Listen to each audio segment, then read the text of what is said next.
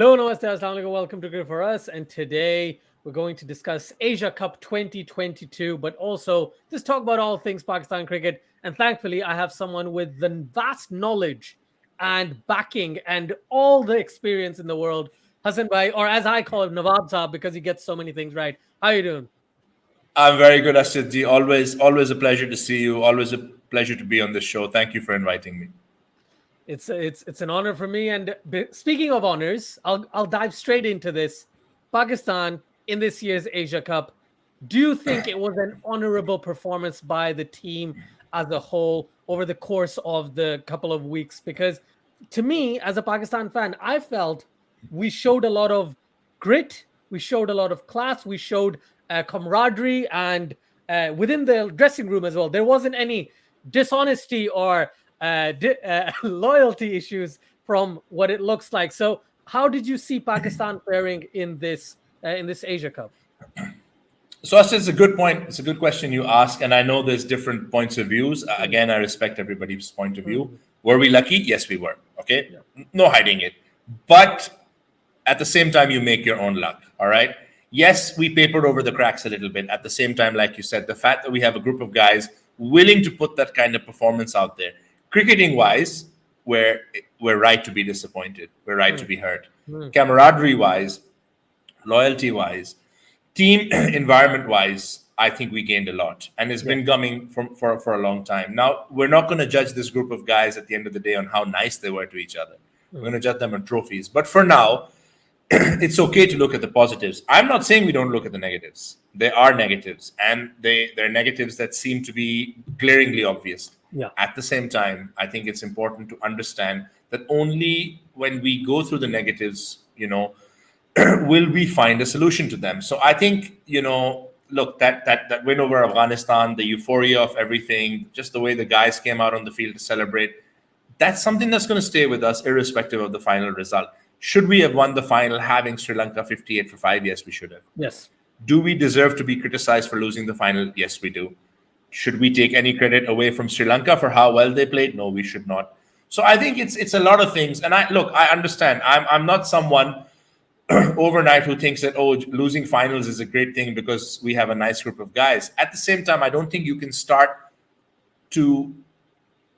supporting a group of players because they lose a final. It's all part of the bigger picture. There are issues that we have to address, but I think we can address the issues without having a toxic mindset. And the very issue that we have to address is a mindset. It's not a lack of skills.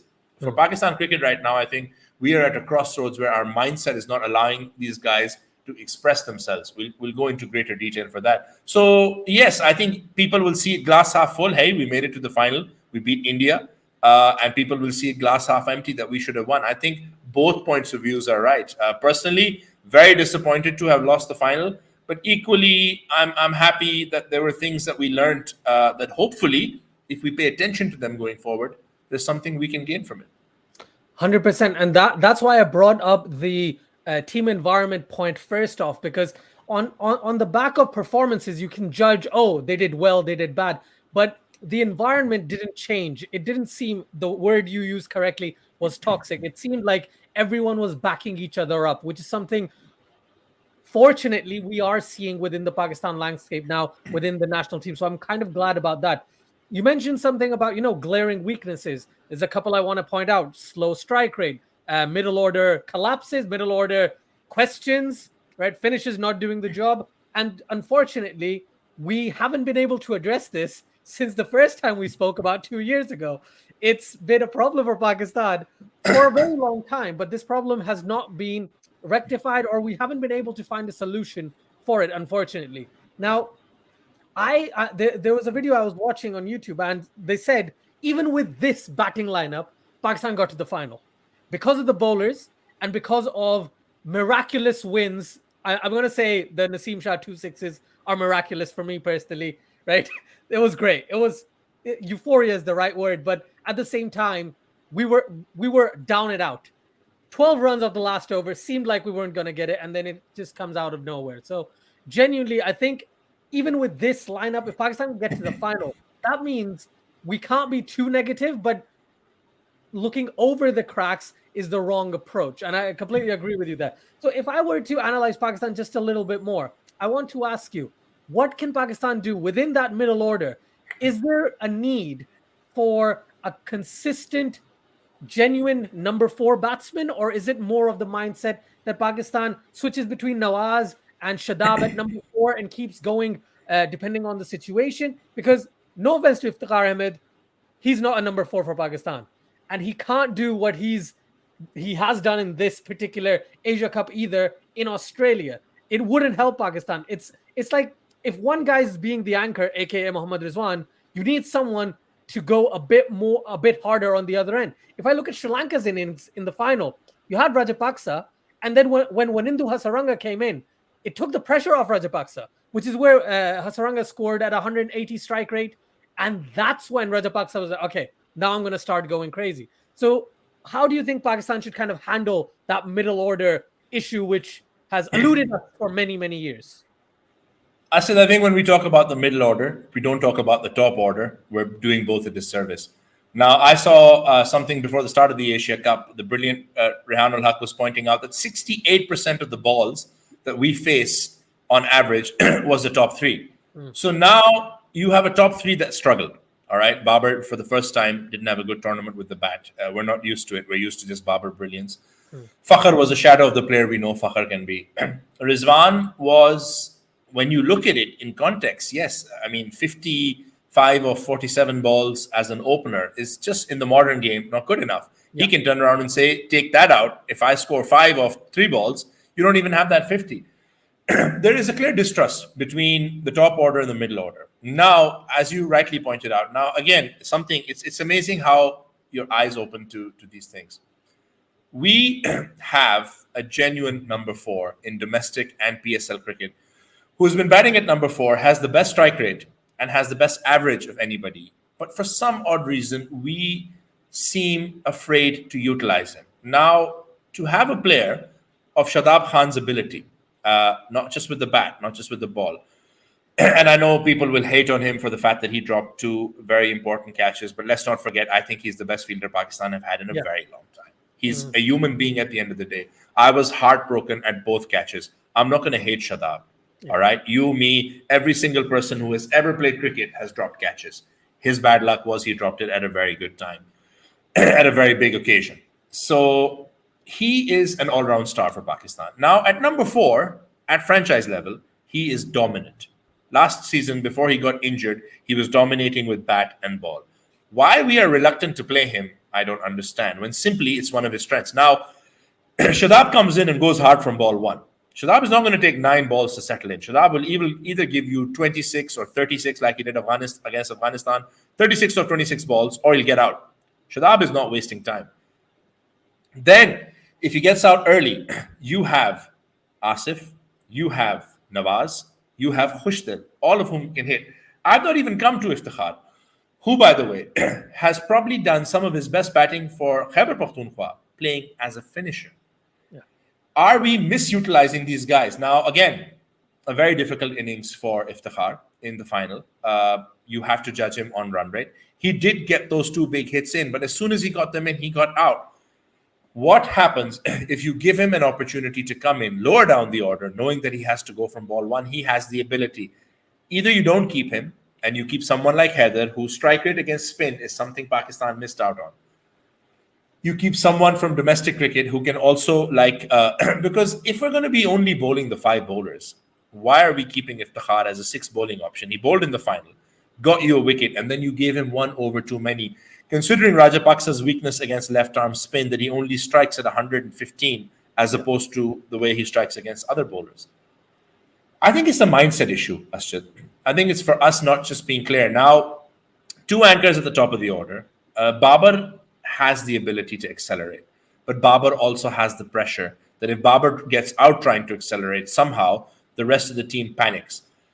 Pakistan cricket needs to take a leaf out of the fast bowlers book, who lost the most important fast bowler we've had in a very long time, and said, right, we're going to react to this by bowling out of our skins. Naseem Shah, Haris Rauf, Hasnain, they all stood up and made their performances count when it mattered. We have to make sure that the batsmen do the same. If Babar is having a bad game, as a batsman, make up for his bad game.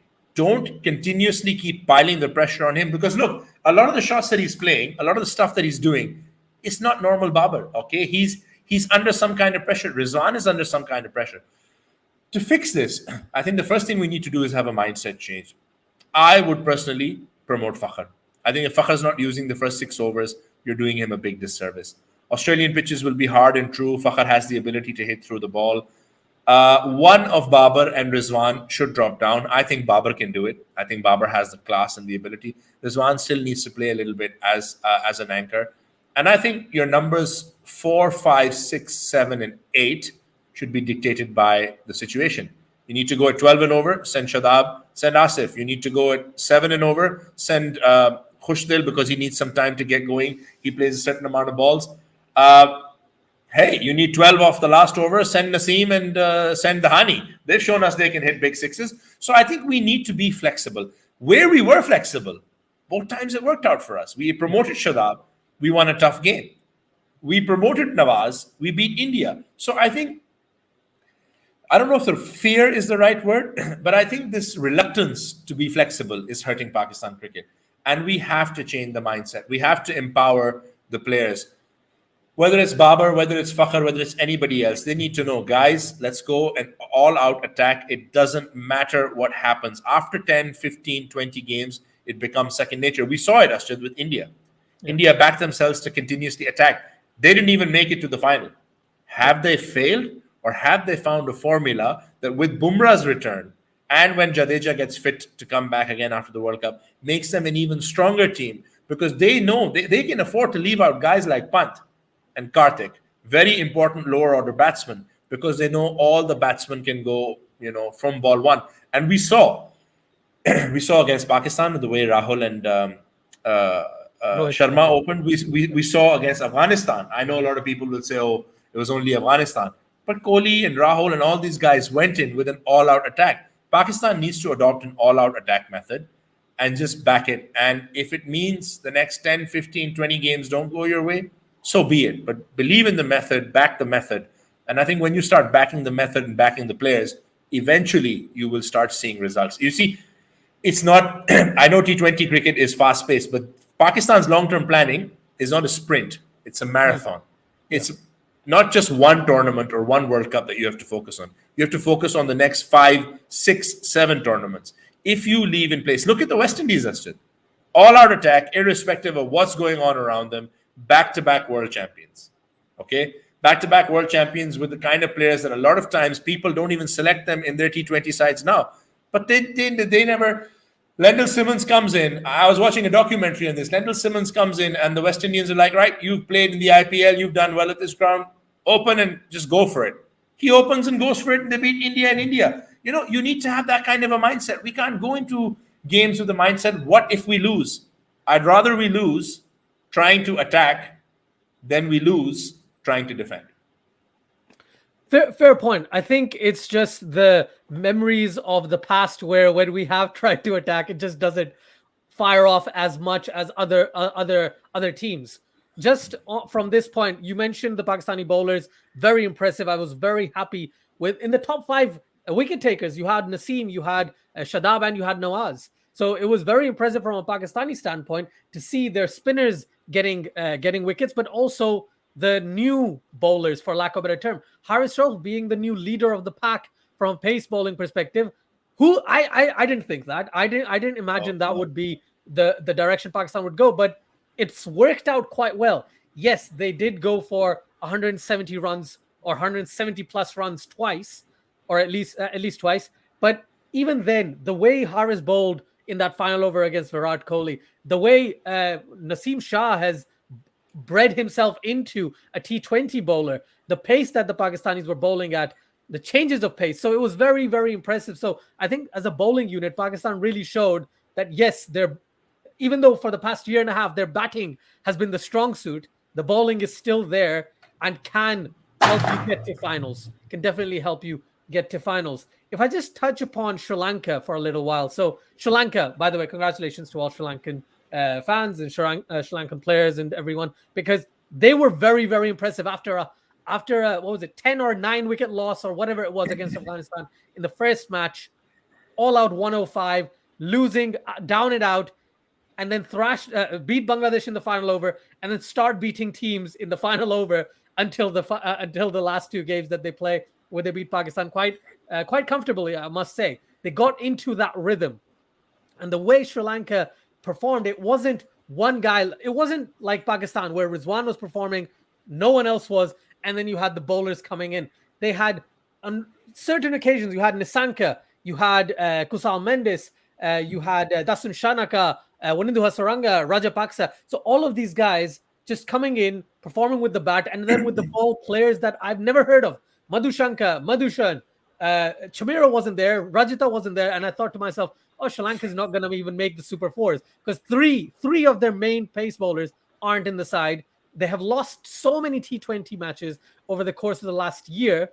They're down and out. I didn't expect that. And the way that team got together, the performances consistently, the performances they were able to put up in the Asia Cup was extremely impressive. What were your thoughts on Sri Lanka? Still haven't qualified for the World Cup, by the way. That's Sri true. Lanka. That is very true. Right? All right. Secondly, have beaten Pakistan 5 T20s in a row now. So they have our number. Like you said, missing out their important pace bowlers. Against Bangladesh, debutant walks in, scores 8 off that last over, wins them a game. They're almost out. And honestly, I don't think anyone would have been surprised if they got out of the tournament. The way Afghanistan beat them in the first game, it was like, okay, shackles of it are on. It's a shambles of a team. Not going to make it. No problem. Just not only to beat Bangladesh, but after that, to beat Afghanistan, India, Pakistan twice. Let's not forget, both India and Pakistan made it to the Super 4 by beating Hong Kong. Sri Lanka made it by beating Bangladesh and then went on to beat every other test-playing country in Asia to become champions. I don't think, when we talk about times like the 1992 World Cup, or we talk about occasions like the West Indies, I don't think those are miraculous enough when you look at Sri Lanka's absolutely phenomenal achievement of winning this Asia Cup, when you consider how young their overall team is, when you consider how young these overall players are. Yes, Hasaranga stands out as someone because of his IPL exploits, but the rest of them were, for lack of a better word, lesser known as T20 players. You don't see a lot of IPL guys in there. You don't see a lot of PSL guys in there. Madhushan makes his debut against Pakistan, gets a wicket in his first over. Then after that, ends up 2 games, 4 wickets. Sri Lanka also start the game under severe nerves, give 11 runs before a legal ball is bowled, and then only go on to give 2 runs from that same bowler in the next 12 balls. That shows heart, that shows grit, that shows determination. Their science for this tournament, their preparation, again, something Rehan touched upon in his show, was immaculate. They just knew everything. If you look at their bowling to Rizwan, everything's in the arc on the off stump, which is not his strength. They're giving him nothing to hit. When Iftikhar comes in, they're bowling the bowlers at him who they know historically is not going to do well against. So it's matchups. They're utilizing happy to have a flexible batting order, happy to have a flexible bowling order. Their fielding was incredible. They were just not afraid. They were diving for every ball. They had a mentality that, honestly, had the World Cup been held right now in these conditions, I think they would have smoked Australia, New Zealand, South Africa, England, and the West Indies as well, the way Sri Lanka is playing. Australia might be a completely different kettle of fish. Hey, they're playing the qualifier. They might not even make it. Okay, let's be honest to ourselves. But in this Asia Cup, their performance was incredible. And like you said, it came down to a sense of team worth. It came from a sense of a team believing in itself and backing itself. And it came from a team environment. We saw a lot of senior players missing. A lot of people in Sri Lanka saying, where's Chandimal? Where's Matthews? These guys have played at the highest level. Why are they not there? Sri Lanka said, no, sorry, no time to go back to the past. Look to the future. In fact, they're producing guys like Madhushan, who are taking 4 wickets in 2 games against Pakistan and playing a semi-final. Look at Tanjanaya De Silva comes in. Honestly, for kids of my generation, I thought Aravinda De Silva was back. The guy comes in. He has no right to be hitting those kinds of boundaries after we have taken those early wickets, but he took the pressure back to us. And they went with the team, Ashad. that beat us in a dead rubber, believed in it enough not to make any changes. And they brought in De Silva, who came in with his overs. In the final, he did it with the bat. In the game before that, he did it with the ball. This was a team of lions, and they played like Lankan lions. And as great and as amazing as the 96 World Cup win was, because it really was, I think this is a bigger achievement for Sri Lanka. When you consider the 96 team had a number of superstars in Aravinda De Silva and Sanat Jayasuriya, had an amazing long-term captain in Ranatunga, had Vas, had Muralidharan, who was at the peak of his powers. And then you see this. So I don't think you can take anything away from Sri Lanka. I honestly, genuinely believe they would have beaten India, Afghanistan, or Bangladesh in the final as well. I just think they were so well prepared, and they were prepared to die for each other. They had Pakistan's camaraderie, but they added science and nous to it, and they also added heart. And I think if we can learn from someone, we should learn from Sri Lanka, and it'll do us a world of good. I wholeheartedly agree, because I didn't expect this. Again, Nope. I said it many times. I've said it even today many times. Sri Lanka wasn't the team anyone touted to win the Asia Cup because of the historical past, but suddenly they just bound themselves together, and the way they played with each other against the likes of Pakistan, India, Afghanistan, Bangladesh was just outstanding. Speaking of Afghanistan, just want to touch upon Afghanistan and India as well, just at a brief moment. So Afghanistan have, at the top of the order, they have Hazratullah Zazai, they have Rahmanullah Gurbaz. In the middle, they have the two Zadrans, they have Muhammad Nabi, they have Rashid Khan, they have Mujibur Rahman. But I don't even care about those guys. Where did they get the pace bowlers from? Where did Afghanistan develop Fareed Ahmed and the and Naveen ul Haq and that other left arm bowler? So left arm bowlers, Farooqi, thank you, Fazal Haq Farooqi. Pakistan could not find a left arm pace bowler, and Afghanistan found two, which for Pakistan's sake actually broke the back of Pakistan. 6 wickets in that match were taken by pace bowlers, both of those left arm paces. What did you think of Afghanistan in this entire Asia Cup tournament? But for inexperience, Afghanistan at one time were looking like favorites. Yeah. And they've come a long way. I don't think you can call them minnows anymore. I don't think you can when it comes to T20. Now, keep in mind that they're spinners. So Mujib went for what, 5 runs in the first 3 overs against Pakistan before we hit him for a 6. Rashid, Noor isn't even playing, and his left arm Chinaman is as good as anything. And let me tell you, I've seen in close quarters, because Multan picked him. That kid is not far behind. They could go in with 4 spinners, and I'm not even counting Nabi yet, who is a very wily customer. So that's 5 pretty damn good spinners. Look, it's clearly something in the water around the Durand line. Pakistan, Khyber Pakhtunkhwa is producing magnificent cricketers. They're producing magnificent cricket teams. Clearly, the Kabul River flows on both sides, so they're all drinking from the same thing.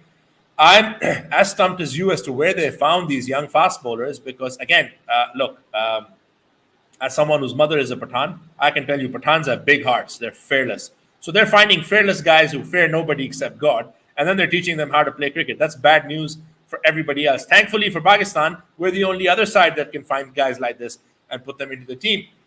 Afghanistan, other than, I'm not really going to count the last match against India. I know there's a lot of theories about IPL and things like that. I don't think they wanted to lose like that. You get heartbroken. You get heartbroken when you lose a match to a number 11 the way they lost to us. For better or for worse, Pakistan and Afghanistan are cricketing rivals, and they wanted to beat us, and they've been trying to beat us really bad for a long time. Just like Bangladesh beat us at the 99 World Cup and then didn't beat us for 20 years after that. It's a big brother, younger brother kind of thing. And Afghanistan have been trying to do the same. And remember, they've come close lots of times. Okay. Yes. Our last 4 or 5 games with them have been pretty close. It's unfortunate what happened with the sets of fans. I don't think, and I want to take your platform as an opportunity to tell people this. If 10, 15, 20 people behave like idiots, doesn't mean we start to resorting to racist abuse against an entire country, against an entire fan base, against an entire people. We would want the same. If some idiot Pakistani guy went and broke a chair tomorrow, we would say, hey, please don't judge all Pakistanis on the actions of a few people. So disappointing to see that.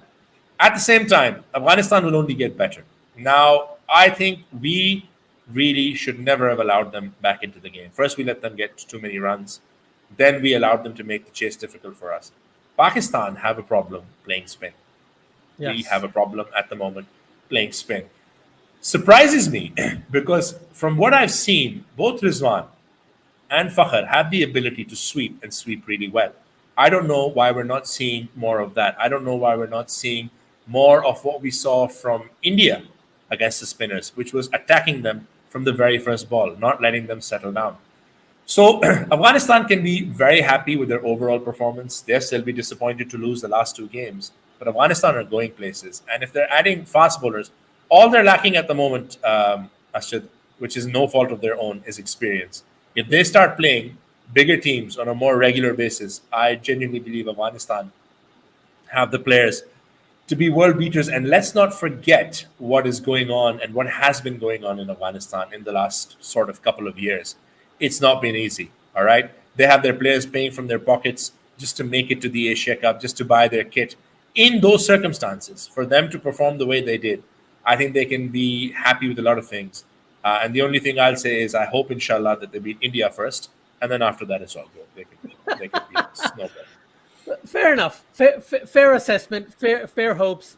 I just want to add one thing. You mentioned about Afghanistan and the conspiracies. All I want to say is the only team in this Asia Cup that I can recall who played a match straight after such a close game.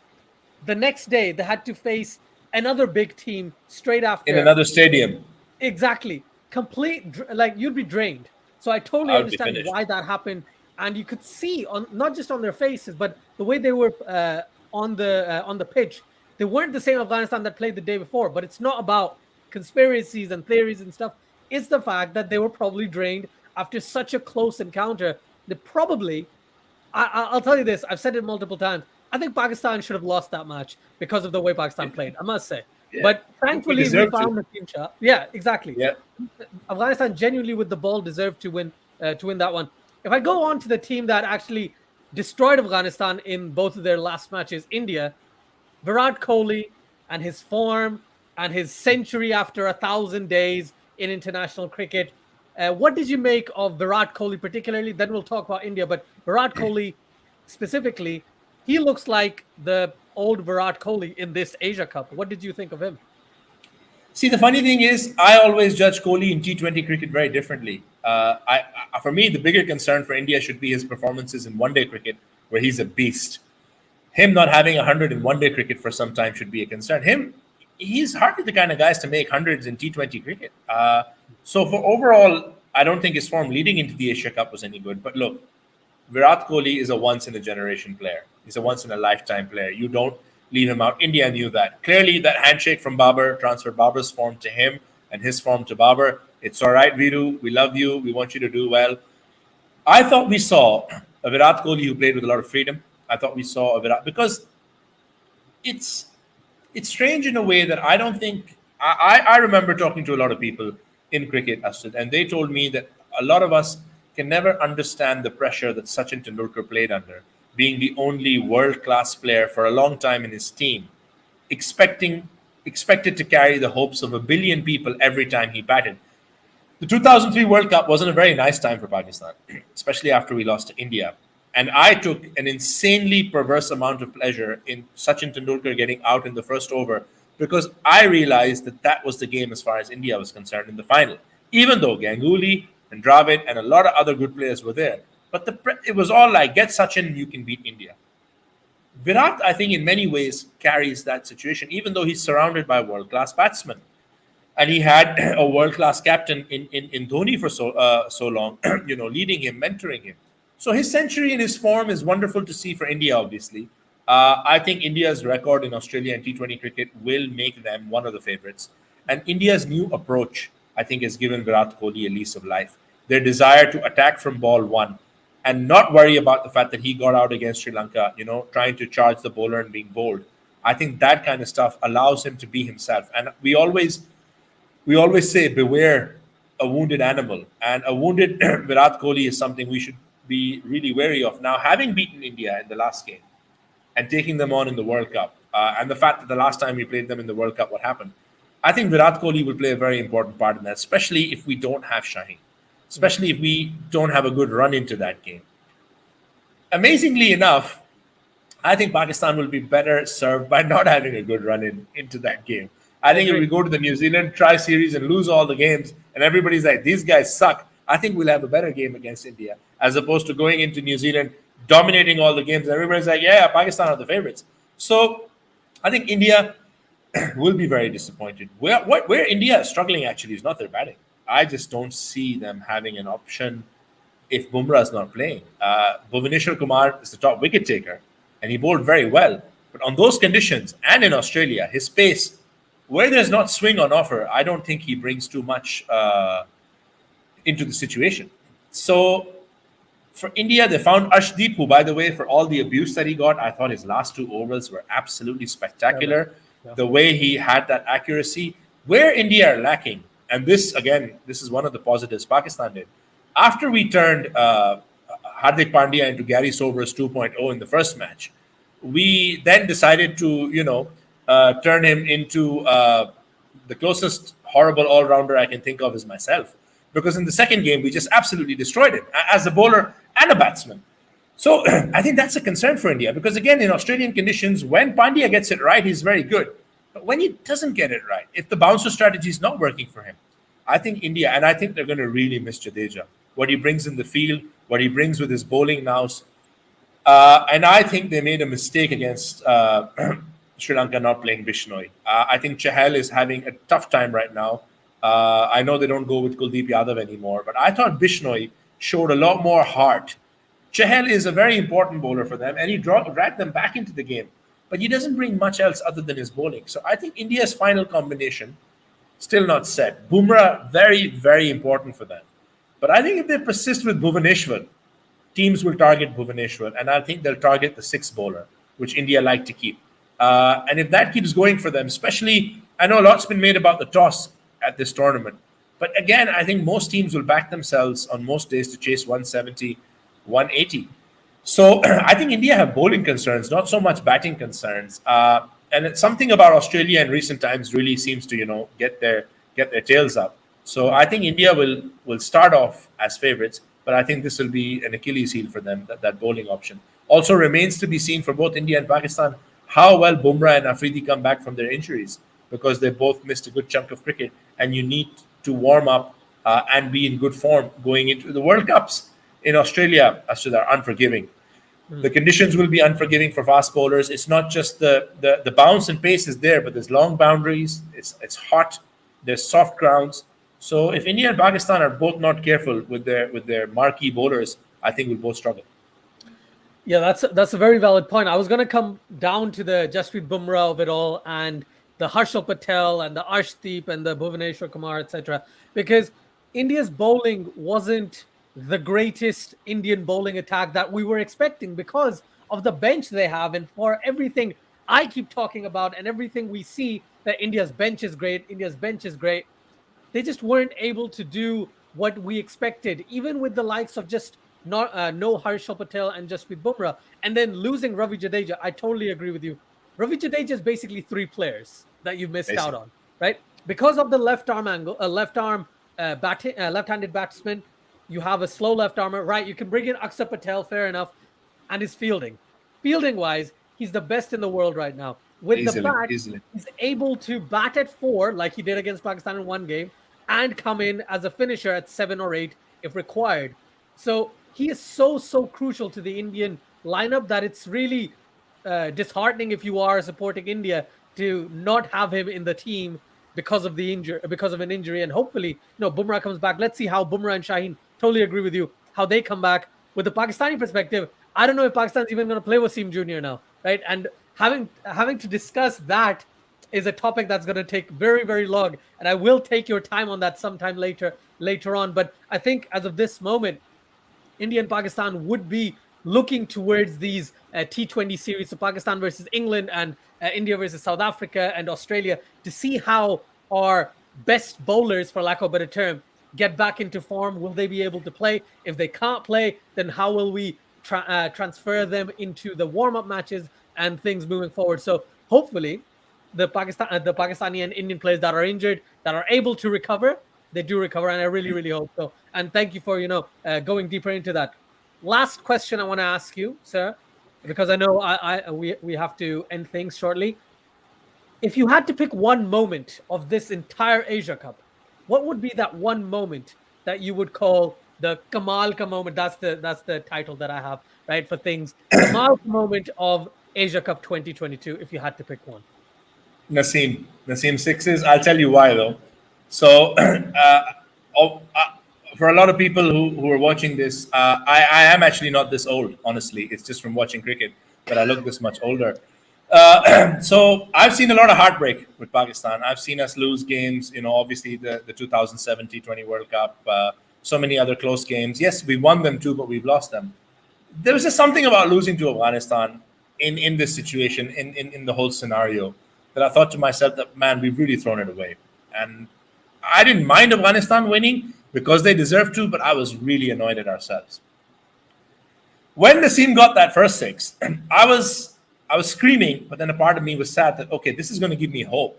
And that's really unfair because it's not the six that wins the game. It's the six that gives me hope, only for the guy to hit the ball into the pitch, Naseem to nick it to the keeper next ball. I screamed what can only be described as a very shrill, high-pitched little girl scream that scared my son to the point that he left the room. So when the second six went, I thought, oh, he's going to get caught on the boundary. I lost my senses. I literally lost my senses. And I think why it stands out is we've seen Javed Miandad hit a six off the last ball to win a game. We've seen Shahid Afridi hit India for 2 sixes in the final over to win a game. Somehow, at the back of your mind, you expected that from both of them. Naseem Shah has come in with the ball. He's introduced himself to the world for T20 cricket. He's stood up and been counted. Let's not forget that the game against India was his T20 debut. To show that kind of passion and to show that kind of heart and to show that kind of ability of the last two balls, and then just what followed, just the way the team came out, Hassan Ali, the way he supported those guys, Khushdil, Asif, what went on with Asif before that. So for me, that moment will stay, and it'll be run a very close second by one of the best things I've seen on a pitch in a very long time, which was Haris's dismissal in the final of the left-hander, whose name I'm forgetting at the moment, to just take those two stumps out. The highest praise I can give Haris is that was peak Waqar Yunus. And as a Pakistani, you can get no higher praise being a right-arm fast bowler if someone says you were anything like Waqar Yunus, who was an absolute legend of our game. I think sometimes we forget just how good Wasim and Waqar were. And we've seen in Shaheen that he gives us hope that we can have another Wasim. But for Haris to do that, that's why I was really hurt about losing the final, because I thought the bowling effort Haris put in, he deserved to win that final. So yeah, Naseem six and Haris's bowled would be the two Kamal moments for me. Obviously, Sri Lanka will say winning the final. And again, well deserved. I'm really happy for Sri Lanka, the Sri Lankan people, the Sri Lankan players. They deserve it. Their country's been through a lot in these last few months. And Sri Lankans remain, you live in England, you know this, you'll run into a lot of them. They remain some of the most humble and kind and loving people. And they love their cricket, just like we do. And they love Pakistan. For people trying to create issues between Pakistanis and Sri Lankans, doesn't work because we really like each other. So yeah, our second team won, our first team lost, but it's okay. Hopefully we win the big one and then we can, celebrate. I really hope so. I think the player was Gunatilaka. I'm not 100%. I think it was Gunatilaka. Yes. That's yeah. But definitely, I would agree with you with both of your Kamal Ka moments, because as a Pakistan fan, it's great to watch. It's absolutely fantastic to watch when you see the stumps rolling and all that good stuff.